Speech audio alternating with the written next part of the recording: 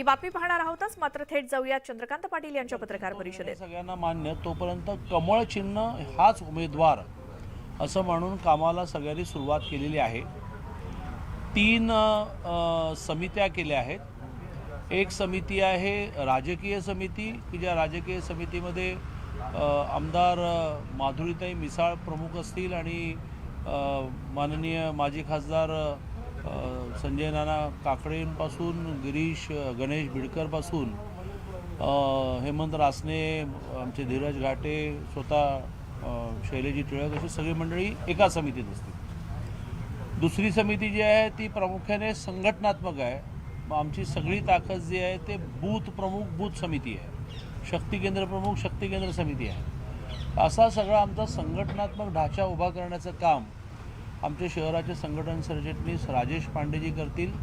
त्याला आमचे शहराचे सरचिटणीस राजेश ऐनपुरे सहाय्यक म्हणून काम करतील, जे स्वतः कसब्यातले आहेत, नगरसेवक आहेत, उत्तम प्रशासक आहेत. तिसरी समिती आमची वेगवेगळ्या कामांची असते, ज्याला आम्ही निवडणूक संचालन समिती असं म्हणतो. कसबा विधानसभेचे आमचे अध्यक्ष प्रमोदजी कोंढरे हे त्या समितीचे प्रमुख असतील आणि मग 20 त्याची डिपार्टमेंट आहे, ते हळूहळू त्याची एक खाते प्रमुख, मग कॉर्नर सभांचा प्रमुख, मोठी सभा प्रमुख असं ते करेल. माननीय गिरीशजींच्या मार्गदर्शनाखाली ही निवडणूक चालेल आणि शहराचे अध्यक्ष आमचे जगदीशजी मुळीक यांच्या नेतृत्वाखाली ही निवडणूक चालेल. असा गिरीशजींपासून जगदीशजींपासून ते राजेश पांडे आणि नाना काकडेंपासून सगळ्यांना इन्व्हॉल्व करून ही निवडणूक, जरी आपला परंपरागत मतदारसंघ असला तरी आपल्याला मार्जिन कसं वाढेल. महाविकास आघाडीचं सरकार जाऊन माननीय एकनाथजी आणि माननीय देवेंद्रजींचं, बाळासाहेब ठाकरेंची शिवसेना आणि भारतीय जनता पार्टी अशा दोन्ही मिळून पक्षांचं सरकार आल्यानंतर ज्या प्रचंड विकासाच्या योजना, रेंगाळत पडलेल्या योजनांना स्पीड मिळाला, त्याचा परिणाम म्हणून अधिक मार्जिनने जिंकणारी निवडणूक कशी होईल असा प्रयत्न केला पाहिजे. मी आज बाळासाहेब ठाकरेंना, हिंदू हृदय सम्राट शिवसेना प्रमुख बाळासाहेब ठाकरेंना वंदन करतो.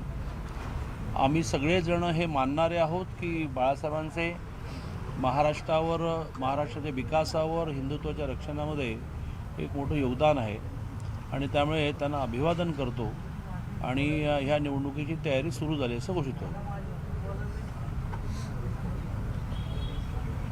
बिनविरोधसाठी प्रयत्न केले जाणार नाही.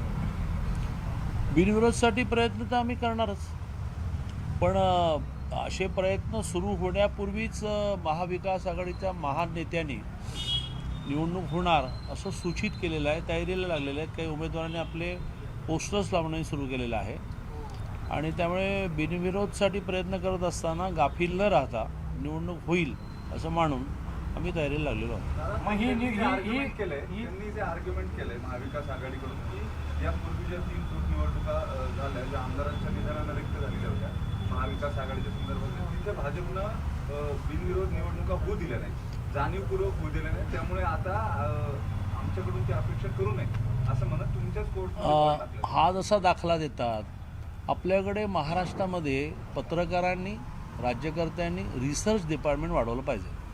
हा जसा दाखला देतात तसं राजू सातव गेल्यानंतर आम्ही बिनविरोध दिली. त्यामुळे असेही दाखले खूप मोठ्या प्रमाणात काढता येतील. मग आम्ही अंधेरीची बिनविरोध दिली म्हटल्यानंतर तुम्ही म्हणाल की नाही तुम्ही जिंकणारच नव्हतं. म्हणजे काय, पड्यात फिरवी मेरी टांग ऊपर, अशा वेळेला आर्ग्युमेंटच करता येत नाही. त्यामुळे मोठी परंपरा भारतीय जनता पार्टीची त्या वेळेला, म्हणजे राजू सातवच्या वेळेला तर काँग्रेसने राजू सातवांच्या पत्नीला नाही दिली, तर रजनी पाटलांना दिली, तरी आम्ही बिनविरोध सोडली. मग विधान परिषदेला राजू सातवांच्या पत्नीला दिली, त्यावेळेला आम्ही ऑब्जेक्शन घेऊ शकलो असतो की राजूच्या पत्नीला तेव्हा आम्ही करतो, पण म्हटलं की नाही तुमची सीट आहे, तुम्ही बिनविरोध करा. आणि मग राजू सातवच्या पत्नीला विधान परिषद दिली, तर ती आम्ही बिनविरोध केली. पालिकेच्या निवडणुकीची सगळी यातूनच तयारी होणार आहे की त्याच्यासाठी वेगळी तयारी असणार? नाही, पालिकांच्या निवडणुकांची आमची 5 वर्ष आमचं महानगरपालिकेमध्ये सरकार असतानाही तयारी असायची. महानगरपालिका बरखास्त झाल्यानंतर ही तयारी रोज सुरू आहे. एक नगरसेवक एक प्रसंग सोडत नाही आहे. मग तो मकर संक्रांतीचा विषय असेल, मग कालचा हिंदू गर्जना मोर्चा असेल, सगळ्या विषयामध्ये आमचे नगरसेवक हे अलर्ट आहेत. याचं कारण नगरसेवक हे पद असो नसो लोकांची सेवा करायचीच आहे. दादा आज बैठक पार पडली. चिंचवडबाबतची बैठक कधी होणार आहे त्या संदर्भात काय? साधारणतः आज शहराचे अध्यक्ष महेशजी लांडगे मला भेटायला येणार आहेत. तर सध्या थोडी माझी ही उठून जाण्याचा जो माझा स्पीड आहे तो ह्या ऑपरेशनमुळे थोडा कमी झाला, तर ते स्वतः भेटायला येतील. बहुधा 25 तारखेला मला दुपारी 3 पासून पिंपरी चिंचवडमध्ये महानगरपालिका आणि महेश लांडगेंचा तो मोठा उत्सव अशी ॲक्टिव्हिटी आहे. मी त्यांना असा आग्रह करणार आहे की दुपारी 1ला तिथलेही लावा, पण महेशजी आल्यानंतर संध्याकाळी ठरेल. कसब्यात इच्छुकांची संख्या जास्त दिसते कसब्यात.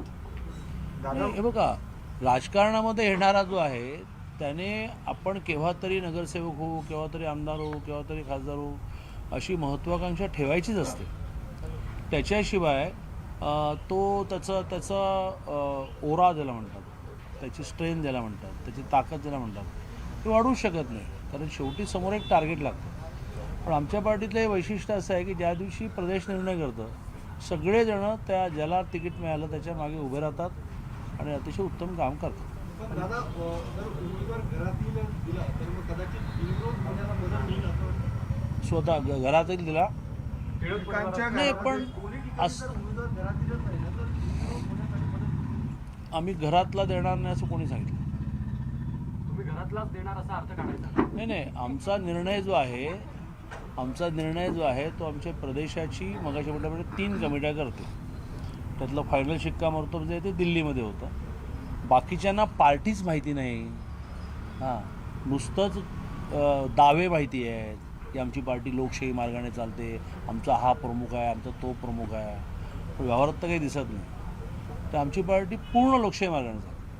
आता इच्छुकांची नावं ही प्रदेशाकडे पाठवली जातील. प्रदेश त्यातली 3ची शॉर्टलिस्ट करते सगळ्या बैठकांमध्ये मान्यता घेऊन, मग ती दिल्लीला जाते आणि दिल्लीचं पार्लमेंटरी बोर्ड घोषित करतं. आमची घोषणासुद्धा गल्लीत होत नाही, दिल्लीत होते. इच्छुकाची नाराजी दूर करताल का? हां, इच्छुकाची दादा नाराजी दूर इच्छुकांमध्ये किती नाव आहेत अशी नाराजी दिल्लीला पाठवलेलं आहे? नाही, तुमचं पण असू शकतं. काय अडचण नाही. इच्छुक हा इच्छा व्यक्त करतो. निर्णय झाल्यानंतर त्याची नाराजी विराजी काही राहत नाही. गोपनीय सर्वे वगैरे काही केलाय असं तो- अशी चर्चा होती. तो अलीकडे करावाच लागतो. केलाय का? हो, केलं. कोणाचं नाव आलंय? हां, कुणाचं नाव आलं? तर ते नाव सांगितलं तर मग मजा घ्या. एवढंच मी म्हणेन की सर्वे अजून चालू आहे. मुंबईत आज बाळासाहेबांच्या तैलचित्र लावण्याचा कार्यक्रम होतोय. सगळे आमदार गेलेले आहेत. मला तब्येतीमध्ये जाते. हां, राजकीय अजेंडा राबवला जातो असं आरोप संजय राऊतांकडून केला जातोय. संजय राऊतांनी वेगळं काय म्हणायचं असतं. जरा ते जेलमधून बाहेर पडल्यानंतर 4 दिवस शांत होते, तसं वाटलं की आता त्यांची शांतता सुरू झाली, पण नाही.